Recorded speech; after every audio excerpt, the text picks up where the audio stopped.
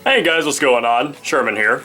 And I wanted to do this video to show you guys the contents of the ITS Tactical ETA Trauma Kit. Now, like I said in my unboxing video, it is all vacuum sealed with a resealable pouch. But if I'm not mistaken, when you buy the Fatboy or the Tallboy kit pouch that includes the trauma kit, because you can buy like the Fatboy pouch just itself, and you can buy the Fatboy pouch with all of these items included. And if I'm not mistaken, I think all of the pouches are by hand stocked with all these items outside of this kit. But when you order the kit, you get it in this vacuum sealed package. But like I said, I think if you order the pouch with this kit, it's all taken out of the package. So I wanted to show you guys, open this up and show you guys what is in here, kind of go into detail explaining the different contents of this trauma kit. And also, God forbid you ever had to use this kit, I'll open it up and show you guys what's in it. Kind of just kind of give you an idea of, if you had to open this, what you can expect to find. So, and like I said, I've been planning on stocking my my Fatboy pouch with these items, so I was already taking this out of the pouch anyway. Thought I might as well make a video about it. So, like I said, it is vacuum sealed. I'm gonna take it, rip the seal, or not the seal, but the thing, so I can get into it. Alright, no longer vacuum sealed. So what we have is your list of contents, your combat casualty card.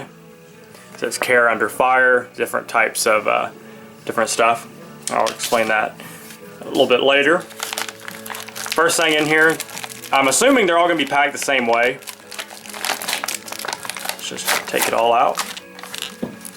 They really did a good job packing all this stuff in here. So first you have is a roll of gloves. I believe that's one pair of nitrile gloves. They seem to be pretty thick too. Pretty good quality gloves. So that's pretty cool. Very compact. You can put this in your pocket. Very compact. Next thing you're going to get are your Halo chest seals, which are for covering sucking chest wounds. So there's two in here, one for entry and one for exit, and of course you can just use one time and then go back and use the other one later. So that's pretty nice. So you get two in there. Next thing you have is an Israeli bandage. Now this, they actually did a video on this. These Israeli bandages come in a larger, like a gray packaging, and you open that up and then you get this, the Israeli bandage, in another sealed, vacuum sealed package. So they called it the Pepperidge Farm of bandages, Pepperidge Farm bread of bandages, because you know, you open up the Pepperidge Farm bag and then you have the bread bag and then the bread is in a separate bag, but same thing. So it's just for more compact storage. So you have that Israeli bandage, a pressure bandage, triangular bandage. You can use these for many different things. I believe this is triangle bandage. I guess what the card said. I kept want to say ace bandage. It's just a 4-inch elastic bandage for different stuff. That's cool. So here's your elastic bandage. Here is your combat gauze, made by Quick Clot. It says heat free. It's the kind of stuff that won't burn. Vacuum sealed, Z folded, which means it's like I was explaining in my other video, it's not rolled up like this. It is folded on top of it itself like an accordion, which allows it to be very compact like this. But this is a hemostatic gauze, meaning that it coagulates blood on contact. So what you would do with this is you'd use this to either put on top of a wound and apply pressure, which is really the rule of thumb.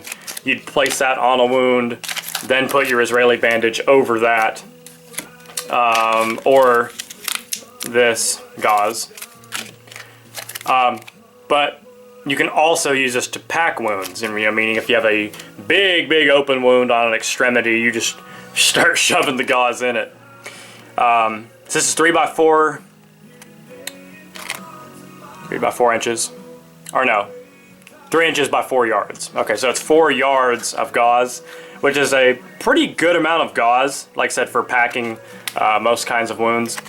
But this stuff is really expensive. If you were to buy this yourself, it's about $20 per pack.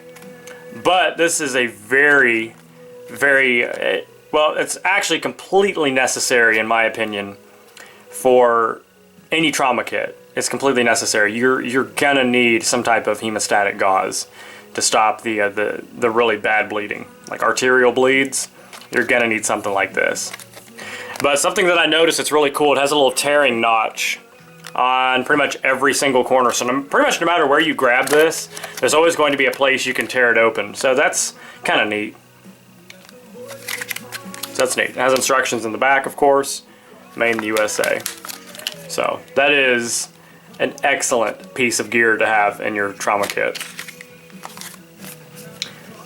Okay, so this, whoops, it's like a medical card. I'm sure it has a name for it. Forgive my ignorance on this. Really not sure how you would fill this out. I guess you would, I don't know, mark where the your patient is injured.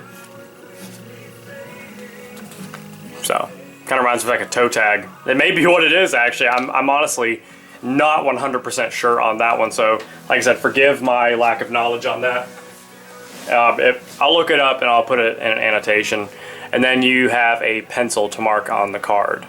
It's an ITS tactical pencil. That's pretty cool. But yeah, you do get this card. That's pretty neat for information.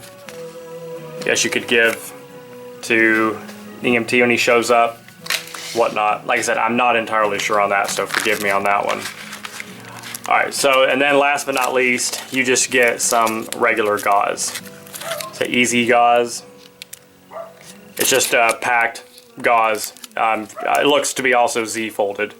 So you'd use this if you didn't want to use your expensive hemostatic gauze. You can just still use this to pack a wound with, or to wrap a wound with. Or you would put this on the wound and then stretch this gauze around it just for added protection and to keep it on there. Or you can use your elastic bandage to keep it on there, or you could use your Israeli pressure bandage on it. So a lot of different options. This is an excellent kit. And like I said, you could even put it back in this packaging if you wanted. But excellent, excellent kit. This, like I said, is the basic kit, which I can't remember if I said that yet or not, but this is the basic kit. Really the only difference between this and the standard, which is the slightly more expensive version, is the standard kit comes with a 14 gauge decompression needle and a nasopharyngeal airway. But not a lot of people know how to use those. I don't know how to use them at this point in time, so that wouldn't do me any good anyway. But I do actually have a decompression needle and a nasopharyngeal airway anyway. So I don't really need to have, I didn't really need to have them, so this kit works just fine. But like I said, if you don't know how to use them, just don't. Because you can cause a lot of damage to somebody using a nasopharyngeal airway if you don't know what you're doing, and you can cause a lot of damage to somebody using a decompression needle if you don't know how to use one. So it's best that they don't come with them in every kit, so that's kind of nice, saves you some money, and that takes some items out of here that you wouldn't normally use. But as I've mentioned before, it can be kind of neat to have those items. Even though you don't know how to use them, you may learn in the future and then you already have them. Or somebody is responding to you, they don't have their kit, but they have the knowledge to use, and they can use your kit on you, or you can give it to somebody who knows what they're doing and they can use it to help somebody. So I'm just saying it's not completely necessary. These things are very necessary. These are all to control bleeding, and that is absolutely necessary. Alright, I got all the items in the ETA Trauma Kit loaded into my ETA Trauma Kit pouch, the Fatboy. Also made by Zulu Nylon Gear, sold by ITS Tactical. I have a full review of this. I'll put a link in the description if you haven't already seen it. Definitely check that out. This is an excellent little trauma kit pouch. It's specifically designed to hold all the items in the ETA Trauma Kit, but obviously you can buy just this pouch and load it up with anything you want. It's very versatile like that. So that's actually what I did. I got this pouch first, and then, you know, a year later I just did get the ETA kit specifically for this. On the outside of mine, I have a Leatherman Z-Rex that I can't get out. This is the new Leatherman rescue tool. It is a strap cutter or seatbelt cutter, whatever you want to call it. I have not done a review on this yet, but I will in the near future. All aluminum construction. You have the carbide tip for breaking glass. Of course, it won't work on windshields. It only works on side windows. You have a little wrench for oxygen tanks. I think that's the, maybe that's it. I know one of them does. But anyway, it also has a reversible 440C blade. That's very nice. It just unscrews and you can, flip it over. But I love this strap cutter. It is very comfortable, even without gloves. You can get a great grip on this, unlike the really small Benchmade strap cutters. But as you can see, it is a little bit big to put on the side of this pouch.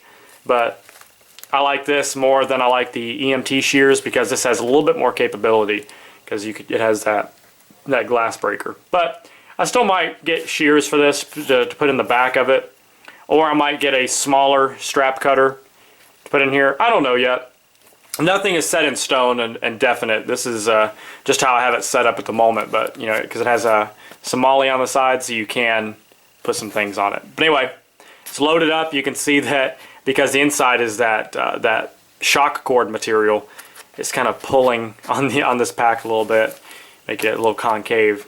Because for some reason, I don't think they give you enough shock cord for the items that you need in here. All the pictures I've seen online from ITS Tactical, it looks like their versions have more shock cord than the one that I got for whatever reason. But anyway, if you haven't seen my review, like I said, definitely go check it out. I'll go into more detail. But anyway, just real quick, you just grab the pull handle when this is attached to your pack or your plate carrier or whatever, and it accordion and it rolls out like this. So here's all the items. I pretty much set it up like they picture it on their website. So you see there's the Israeli bandage with the roll of gloves. There's the gauze, the elastic bandage. And then in here I have the chest seal folded up just like it was in the pack. Is my combat gauze. And then I just put 2 non-stick gauze pads down in here. Just in case of like a serious burn or something like that. I actually might put some petroleum gauze in there along with the non-stick pad, but that's good for burns, and it's just good for wounds to put that on the wound, then maybe put some of the gauze or whatever, just to make sure that it doesn't adhere. But it's not one of those things that are completely necessary, because this is a trauma kit. You don't pull this out because somebody cuts their finger. You pull this out when somebody has some massive bleeding. So this isn't like I said, this isn't a go-to. This isn't a boo-boo kit. This isn't even a first aid kit. This is a full-blown trauma kit. So those aren't really that necessary, but I just put them in there because they take up absolutely no room and no weight. So just why not? So those are in there. But anyway, and you see I still have these 2 pockets on either side where normally the decomp needle would go and the nasopharyngeal airway. So I still might put those in there because, like I said, I do have both, but I don't know how to use them, so I'm just going to leave it empty for now. So the only thing missing from this that somebody might question is tape, but a lot of these items in here you don't need tape for. The Quick Clot combat gauze you'd pack a wound with or place it on a wound and then wrap it with the elastic bandage or the Israeli bandage, which both of them adhere to themselves, so you don't need tape for them. That gauze pad here again, it may be self-adhering gauze, you roll it up and it may stick to itself, I'm not sure. But here again, tape is one of those things that's a luxury and like I said, this is a trauma kit, otherwise known as a blowout kit to stop massive bleeding. Tape isn't one of those things that is completely necessary. Even the chest seal, it is self-adhesive. It's an adhesive chest seal. You don't need to use tape for it. So that's kind of cool how they designed this kit to be used without tape.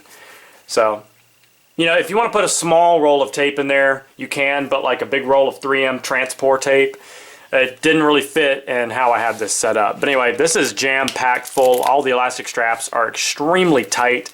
As you can see, that's why it's, pulling on the pack so much. And like I said, in pictures, it doesn't show this, because it's like my version came with less elastic, and I even have mine pulled up as far as it will go. So that's the ITS Tactical ETA Trauma Kit with the Trauma Kit Fatboy pouch. So like I said, it's pretty much laid out exactly like it is on their website, but I just wanted to show you guys real quick what it looks like, how I have it configured. And as you can see, there's a lot of room for organization. Like I said, check out my review. I still might add something like a marker down in there, so if I had to apply a tourniquet, you can write down the time in which you did that, because that's necessary. And then to reload it, basically, do this all in frame, you would put basically the top, like the lid, if you want to call it that, like on the top like that, on the hook and loop. Then you have these two flaps open. So really, if you just needed something in one of these little pockets, you could just unzip it without having to pull everything out, and then you can just access what's in those small pockets, like an MPA or your decomp needle. But awesome little pack. I love it. I've been using this for a while now. It is one of the better blowout kit pouches that I've come across, because a lot of them are designed around the AR-15 magazine holsters or sheaths, and they just kind of have that pull handle where you pull it and all the stuff comes out, like the dark kits, which are great kits, don't get me wrong, but it's just one of those things like everything comes out. You pull that pull handle and everything comes out. So with this, where everything is secured with the shock cord, it's just a really, really nice option. Everything's secured with the shock cord. You pull that handle, everything is laid out in front of you, and you can pick out what you need. So very cool. Definitely check these out if you haven't already. I'll put a link to their site below where you can order one of these and take a look at some more information on it.